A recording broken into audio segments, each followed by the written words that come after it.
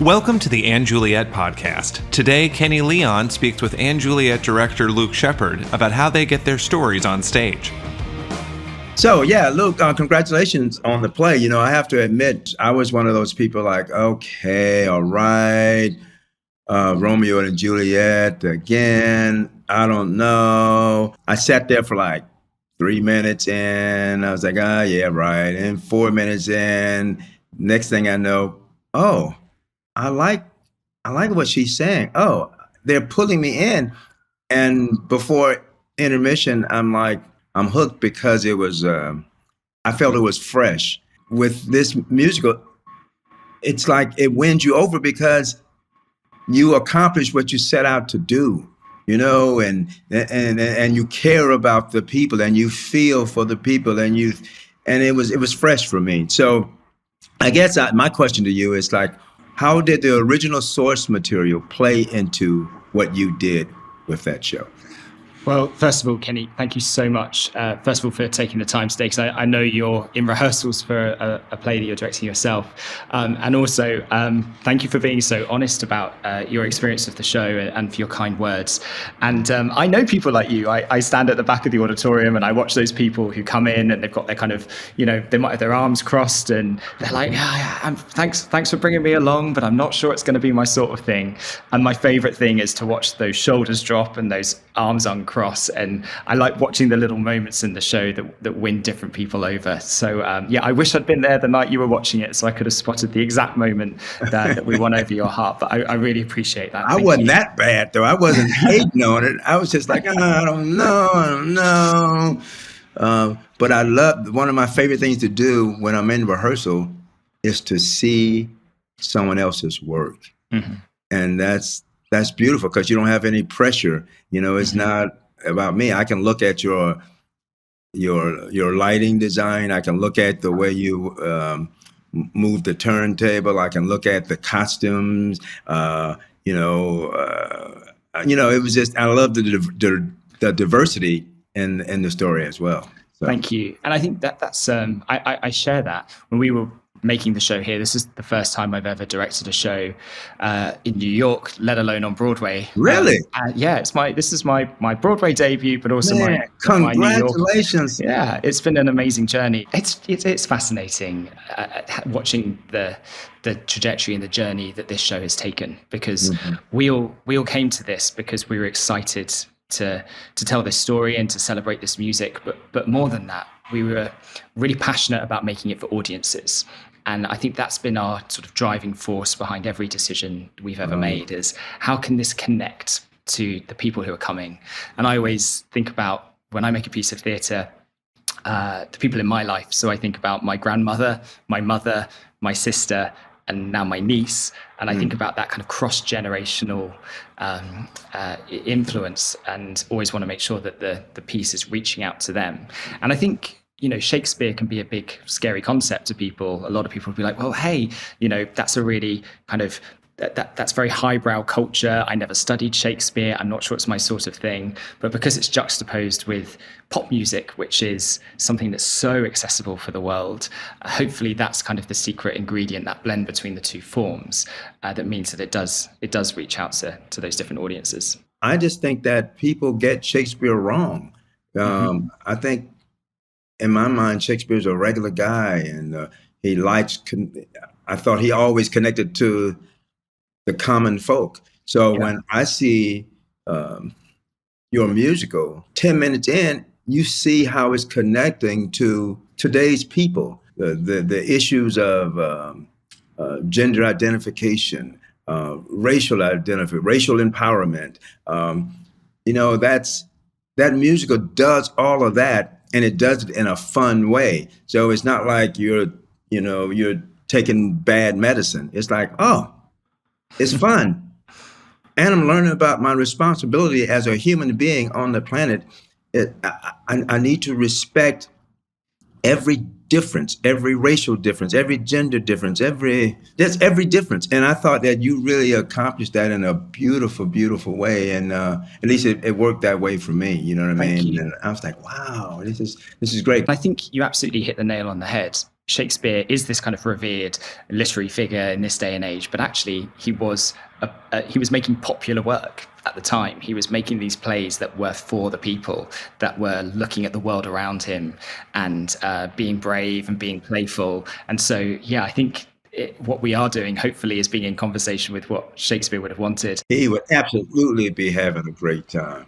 And thank you for picking up on the inclusion of the piece. I think that's always been something that's so kind of integral to the heart of it. And that comes from the artists that we've been working with. And I'm so grateful to them.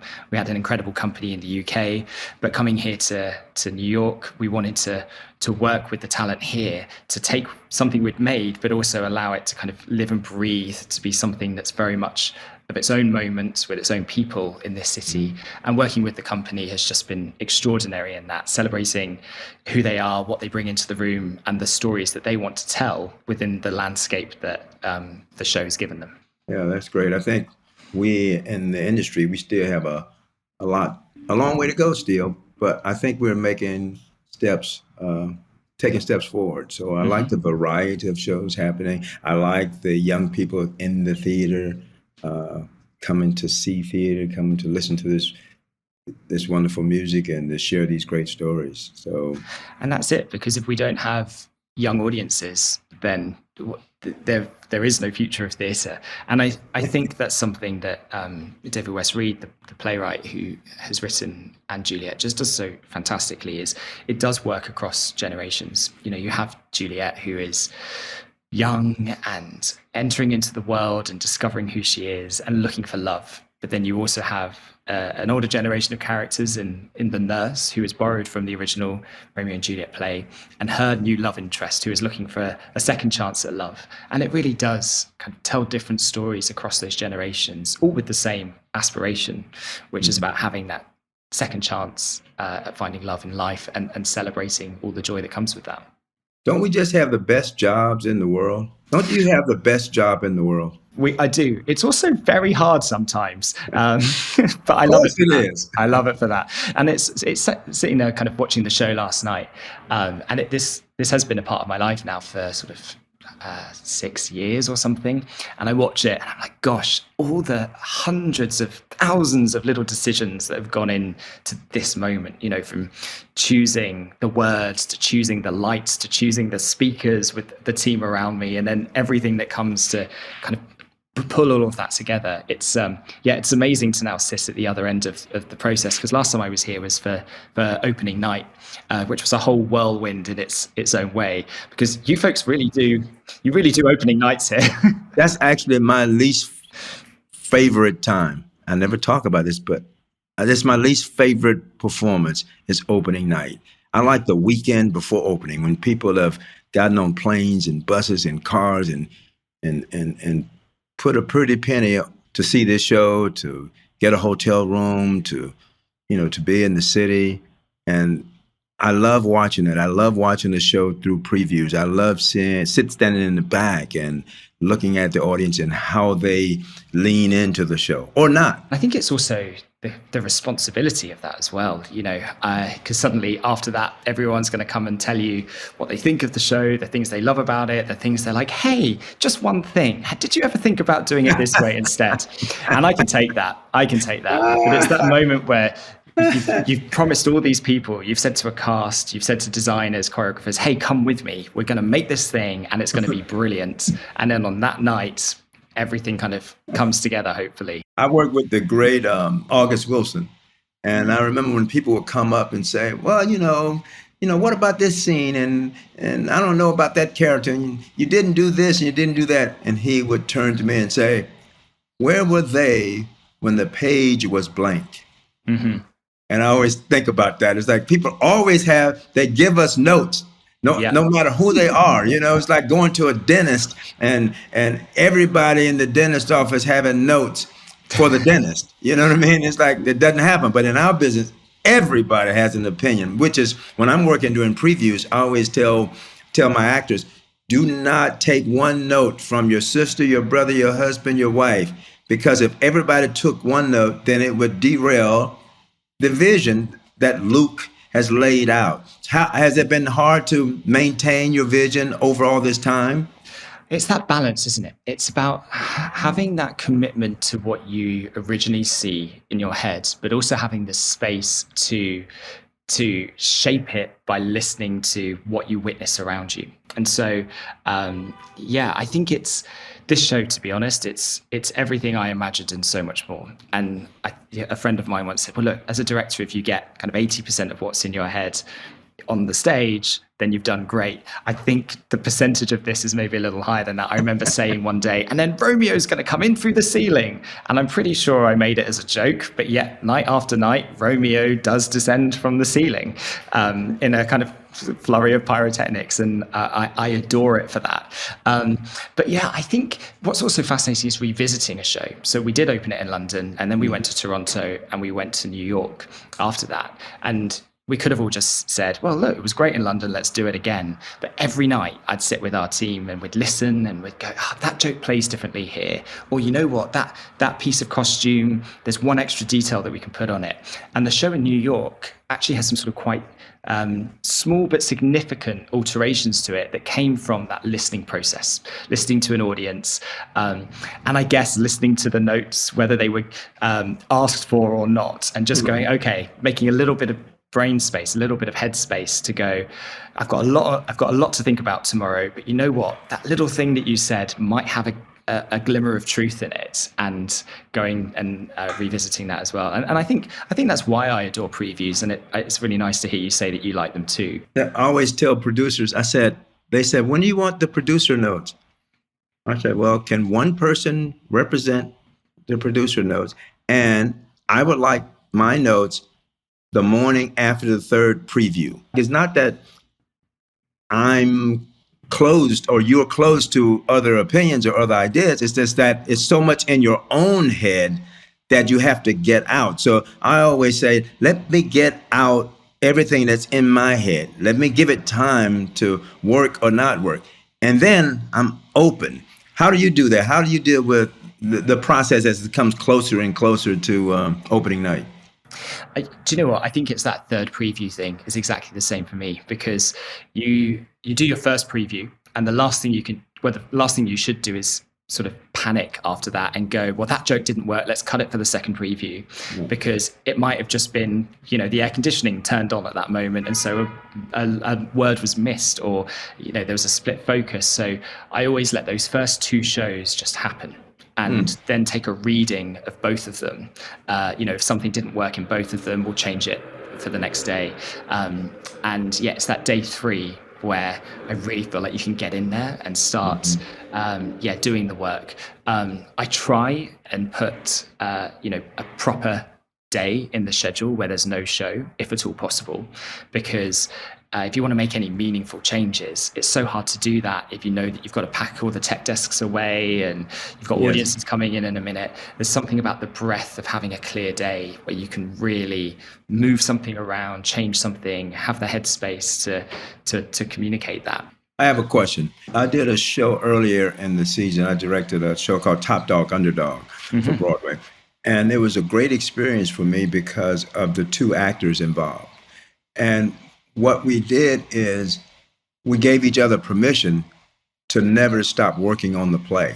So for instance, even after we opened, they had permission to call me and say, hey, I'm still working through this here. What do you think? Or I could come by 2 weeks after the show opened and then, have an opinion. Do you have that kind of relationship with some artists? And yeah, absolutely. And it's a big part of why I'm here at the moment. The way I think about it is never letting the ink totally dry, that there's always a little bit of room to just adjust it and to let it live and let it breathe. And when I work with actors, I talk a lot about parameters. So we're never saying it has to be absolutely the same every night, because that's not the craft. And when I meet actors in auditions, etc., you want to go on a journey with them because of what they bring into the room and their creativity and their artistry. The last thing you want to do is take all of that away by having the same show every night. What happens when the show grows in a different way? What if you had 2 weeks of previews? Did you ever step away and then come back and it's growing in the wrong way, or someone is going the wrong way? Then Is there something you can share about an experience like that? Well, the actors won't mind me saying this. We, just like you did when you came into the show and you were like, okay, I want this to be great, but it is about Romeo and Juliet and it has got pop music in it. Like, is this going to work? Our actors all came on board hoping desperately that it would and believing that it would. And no matter how much I would tell them that I think it was going to be great, there was always that little bit of them that wouldn't know until they had an audience. And I watched them go out in front of that audience, and the actors discovered it at the same time as the audience did. So when a song would start that spoke to a moment in a way that was really surprising, the audience would have this reaction, and therefore the actors on stage would have that same reaction, because in that moment it would suddenly all make sense. And what that does is it creates a performance from the actors that has a certain scale to it, shall we say. And there were times during previews where the wildness of the show could overtake it. And so a lot of our work in previews was saying, hey, it has grown and it has shifted to something that's on the cusp of being out of our control and out of our parameters. So let's work together to ground this and to trust it, actually. And I think that is the secret weapon of the show, is that yes, it's fun, yes, it has confetti, yes, it has pyrotechnics, but above and beyond anything else, it has to move you and it has to make you feel something. And my favorite moment in the show is towards the very end when William Shakespeare and his wife Anne stand on that stage and it's totally empty and there's like confetti that's fallen to the ground, but all of the sound has stopped, all of the lights have stopped moving, and it's still.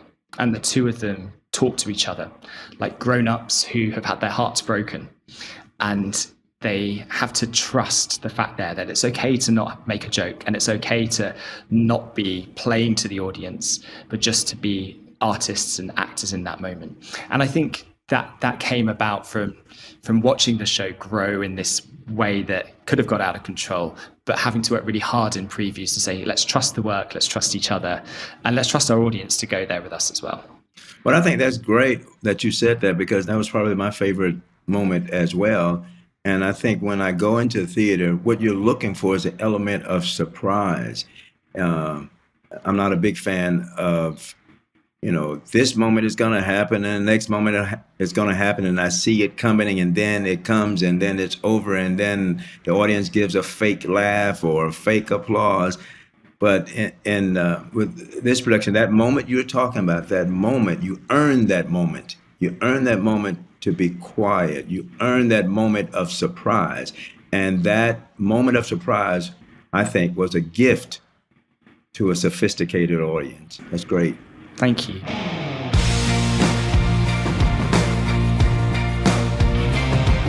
Thank you to all the artists who have been part of these conversations, and thank you for listening to the And Juliet podcast.